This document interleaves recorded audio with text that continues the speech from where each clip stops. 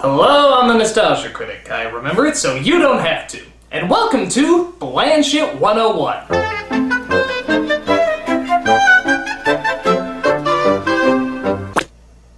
That's disgusting. You ever have one of those pesky ideas that seems unique, original, and charmingly inventive? Don't you just hate those? Why can't we make something that's tired and dated, with no originality whatsoever? Why can't it be more like blank check? For you see, blank check is the height of cinematic blandness, taking a relatively clever and new idea and sucking all the creativity out of it so that it becomes a forgettable piece of nothing, leaving no impression at all. How could any film accomplish such an incredible feat? Well, let's watch this pathetic piece of ass droppings to find out. Now, most films would begin with a unique way of showing their title, trying to distinguish itself and give it its own style. But not Blank Check, they just show it.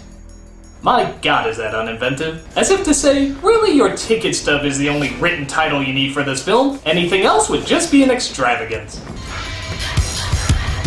We see a criminal named Quigley escape from prison and get a briefcase of money that he hid while he was put away. We then cut to our main character named Preston. Dad, I've given this some thought, and I've decided that... Why, I think he's really talking to his dad. That's why we're in this tight, uncomfortable shot that doesn't show his father, right? Why else would they obviously frame this in such an awkward way? Oh, it's a goldfish. You see, this trick has been used a dozen times in other films, but that just adds to the blandness that Blank Check has to offer. I sure hope there's more to be unimpressed by. Out of the way, stick boy. Oh, there is! Two obnoxious brothers who like to pick on him all the time. You mean we get two unintelligent bullies that have no human emotion outside of just being a stereotypical teen antagonist? It must be my birthday! Hey, this is my life savings! Consider yourself our silent partner. So apparently Preston is upset because his father treats his brothers better because they're trying to start their own business, and Preston hasn't yet. Even though he's like 7. They need the space for their business. Not my space. Well, young man, in this family industry gets rewarded. See, while you're in here playing, your brothers are hard at work. Surprise. Whoa, check it out. Preston, maybe you could teach your brothers how to use it. Oh, and did I mention that he's the only one who knows how to operate a computer? Yeah, the two brothers who want to start their own business don't know how to operate a computer. More bullshit, please! Damien and Ralph sleep but to face. But to face. Who said but that? To face. Type quick. But to face. Hit but delete. to face. Turn it but off. To face. We can't let a computer that nobody outside this room can hear talk smack about us! Face. Ow. Don't rub it, be a man. Don't rub it, be a man. Yeah, I had that t-shirt growing up too. So Preston is invited to a birthday party of a kid who doesn't like him. I'm not sure how that works. As the kid greets Preston in a classic manner. It's Presto the Pesto! Oh, that's right! Always trust Disney to be 20 years behind what's currently popular. Personally, I would have preferred the Psych Hitler. So because his cheap-ass father gave him such little money, he only gets to ride the dorky rides while all the other kids get to enjoy the larger rides. Proving that money is the only thing to make you truly happy. You need some cash? Nah, we got a bunch of change. It's not fair. Why can't I have anything? Well, Preston, they have jobs and they've learned to save. How can I save money if I don't have any? A penny saved is a penny earned. Douche! Meanwhile, the Quigley guy goes to visit an old friend who's an owner of a bank. It turns out his bills are marked, so he's gonna send in a guy named Juice to get new ones. Why can't he just get them now? Because this is Bland Shit 101!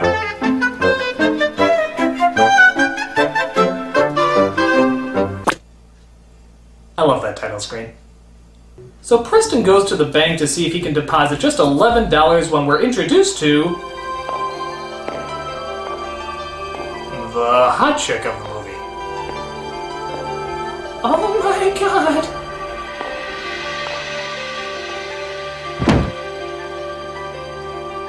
Hi, can you see okay?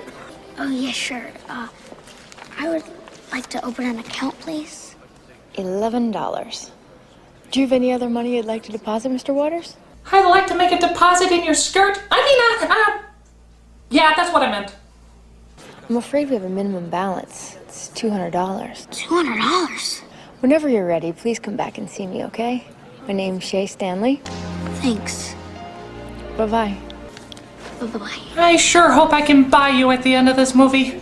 So Preston gets his bike run over by the Quigley guy, who sees a cop and forgets to write out the amount in the check to cover the injury. So you think his folks would be relieved that he's okay, right?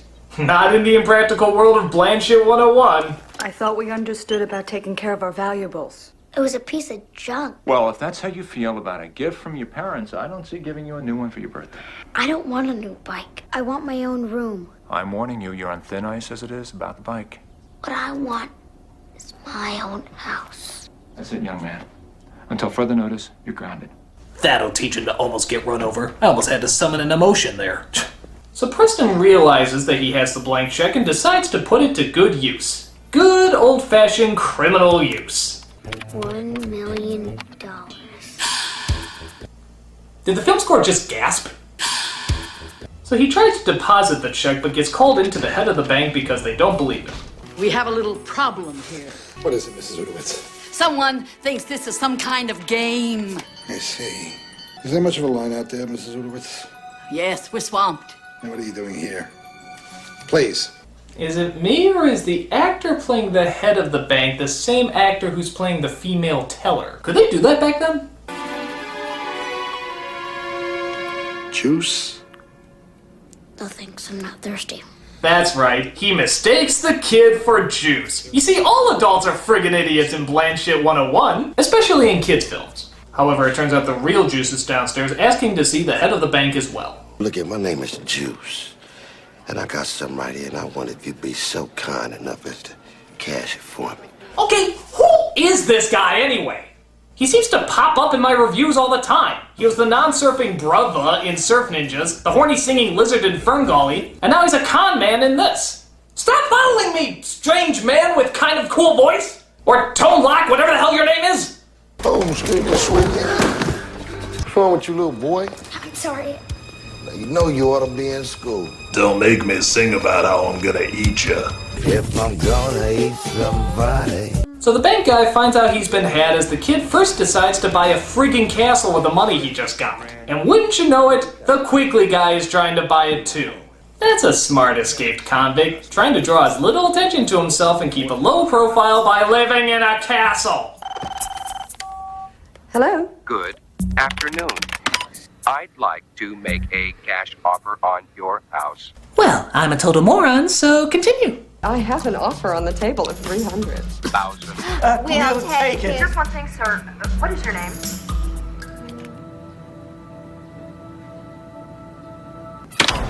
My name is Macintosh. Well, congratulations, Mr. McIntosh. I think you mean Mr. Product Plug. You have a house. So Preston uses all his money claiming that it belongs to a fictional guy named Macintosh. But wait a minute, this movie almost has a creative premise going. Surely there must be some way we can make it more conventional. How about a comic relief limo driver? There we go. And make sure not one word of his dialogue is funny. I'm waiting for a client here. But I'm your client. Oh, right, yeah. And I'm Madonna. If you want to ride in this, you need some buckaroos, buccarinis, some moolah, some dinero, some money, some frog skins, much similar to the money you've given me. In fact, identical to the money you've given me right now. I was just kidding about being Madonna. I love comedy relief that provides no comedy or relief. But wait, don't bland, uninventive comedies need to have mindless montages? Oh yeah, the movie's styling now! Oh, did I mention that the limo driver is along for the ride too? I don't think he invited him along or anything. He just started coming with. It's okay, they're rich. Ah, gee, this story seems way too simple. Isn't there some way we can make it needlessly complicated? Well, it turns out that attractive banker is actually not a banker at all. She's an FBI agent, trying to find the money that Quigley stole before. That seems totally unneeded and implausible. Way to shitty it up, movie. I almost enjoyed a few seconds there. Hey, you know this guy, what is it, McIntyre? Ah, McIntosh, yeah. Why does he get a kid like you to go out and buy all this stuff for him? He never had a real childhood, so now that he's really, really rich, he can have all the fun that he couldn't have when he was a kid. Sounds like a modern-day Michael Jackson to me. Ladies and gentlemen, I'm personally glad to have made the first Michael Jackson joke since he died. I miss the man. We all do. time has come to laugh again. Laugh at the oddness, laugh at the strange behavior. Don't let the fear of bad taste hold you back. You see, Michael Jackson was an odd person. Very, very odd person. But the reason we can still laugh at him is because he was also something that we can never take away. A genius. Don't be afraid, people. No matter how hard you laugh, he will always be a genius. I'm the Nostalgia Critic. The time has come to laugh once more.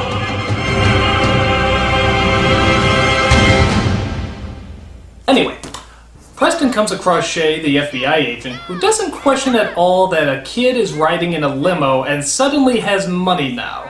So, I'm thinking about coming into the bank tomorrow and opening my account. Wow, you got the $200 already? Just about. All right, well, see you tomorrow. Bye. Bye. J. Edgar Hoover, she ain't. So he orders a bunch of product placements as a ton of adjustments are made to the castle and his douche dad is none the wiser. Yeah, who is McIntosh? I work for him. He's paying me. Yeah, but who is he? I never met him. You haven't met him? No, I haven't met him. He's heard about you. Really? Ah! A couple seconds of development and explanation! Aren't there any crappy montages we can cut to? Here we go. That's right, bring on the needless padding. Continue to film scenes that are only made for the trailer. You know, I'm starting to wonder if you can really get this much for $1 million. I mean, I know it's a lot, but I don't even think Donald Trump could have a house like this. So Shay starts to think there's something suspicious about Mr. McIntosh. No, you think? So Preston convinces her to go on a date where he assures her that Mr. McIntosh will appear. Henry, the limo driver, gives him some pointers. Uh-oh, I smell hilarious quirkiness coming up. I'm going to tell you about the real deal on dating, which I know, okay? First of all, women love a great body. They love, look at this bod. Whoa. See, of course, you got a bod now that's of a Greek god, really. Think about it. I mean, women like you to have a good bod because they want to feel they're protected. You might have to fight some guy, but not with those arms. You don't want to hit a guy with those arms because those pythons would take a guy's head off. That all-you-can-eat salad bar? Women love that. Take some with you. Line your pockets with plastic bags. Put the food in there because it doesn't say all you can eat here. Does it say here on the sign? I don't think so. I apologize. There was clearly nothing funny in there. I quite frankly don't know what that scene was about. So Preston lets his family know that he's going out to help McIntosh again, even though he's grounded. McIntosh may have a pile of money, but he doesn't decide when my son is or isn't grounded. Grounded. So much for Plan 442. What do you know about Plan 442?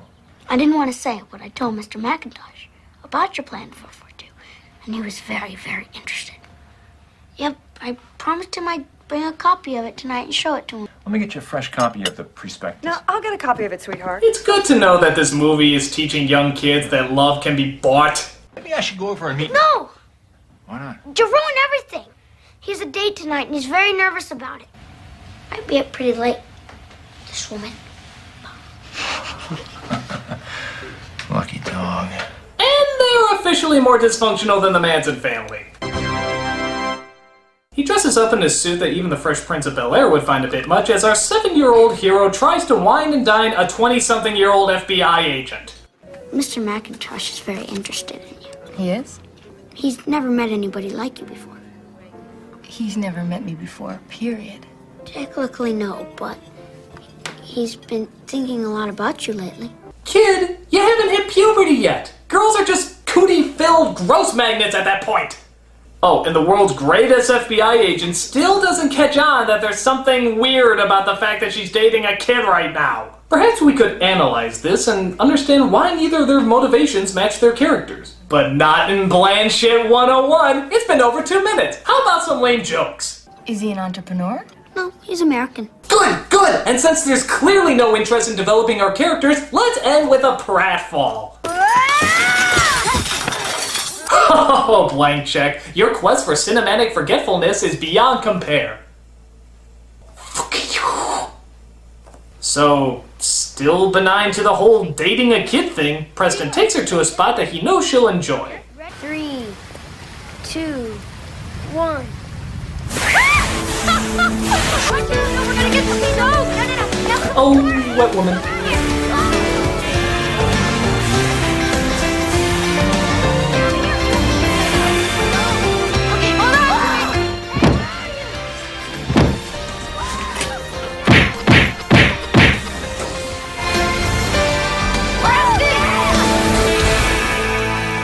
So even though he's gotten wet what is probably a very expensive outfit, she just seems to laugh and giggle throughout the whole thing. Okay, I'm not a woman, but if I was, I would deck the little bastard. But she may not have to as the criminals spot Preston and try to nab him. Alright, Blanchett 101, get ready for wah-wah music and shrug in 3, 2, 1...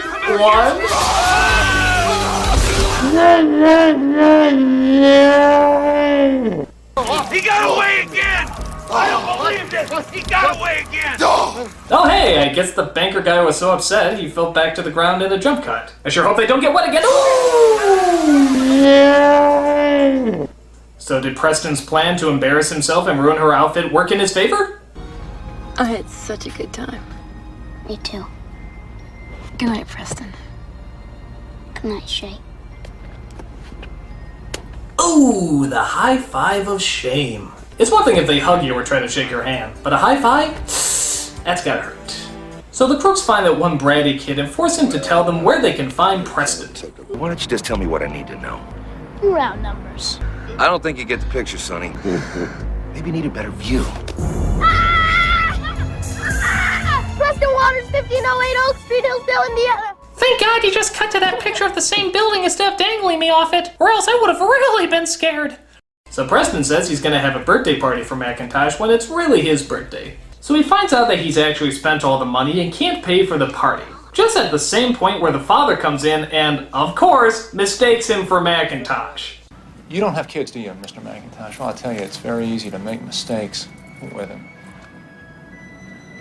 I haven't always paid enough attention to my kids. I feel like I never see my kids, even when they're right in front of me. I'm afraid he's missing out on his childhood. So am I. This speech is terrible. We appreciate you sending Preston home early. After his dad leaves, he sends everybody home and waits in the castle by himself, where of course, the bad guys arrive. So some burglars are trying to break into a place and there's just one lone kid there to defend it. What's that movie that everybody was trying to rip off at that point in time? Oh, Home Alone! And I just so happen to have the Home Alone rip-off checklist right here. Let's get marking. Impractical trap foiled by unimaginably stupid villains? Check! Gratuitous shot to the crotch resulting in cartoony sound effects? Oh, check! Unfunny dialogue hoping to be turned into an obnoxious catchphrase? That must have hurt. Check! Oh, will the hilarious moments ever stop? Ripping off other hilarious moments? So of course the bad guys catch up with him and are about to make him pay. This looks like a job for a predictable conclusion. Bring in the cops who just so happen to show up at the right time! FBI, Biederman. So the bad guys get arrested as Preston tries to see if there's any future for him and Shay. So when can I see you again, Shay? Why don't you give me a call and say about 10 years? 5. 7. 6. Okay. It's a date. Oh my God! Touch! Stop arresting that Kazam guy! We have lip-to-lip contact here! Hurry! So Preston goes home not to an angry house of parents who should rightfully punish him, but to a birthday cake to celebrate another year on this planet. So I guess the moral of the story is bad deeds always go unpunished and money is the root of all happiness. But really, would you expect any other message from the Disney Corporation? So now you know how to turn your creative, charming little idea into an unimaginative, depraved piece of forgettable, bland shit. Just watch Blank Check as a reference and you'll do fine. And now I'd like to turn off my calm, pleasant teaching demeanor in order to show you what I really think about this movie. Fuck you all!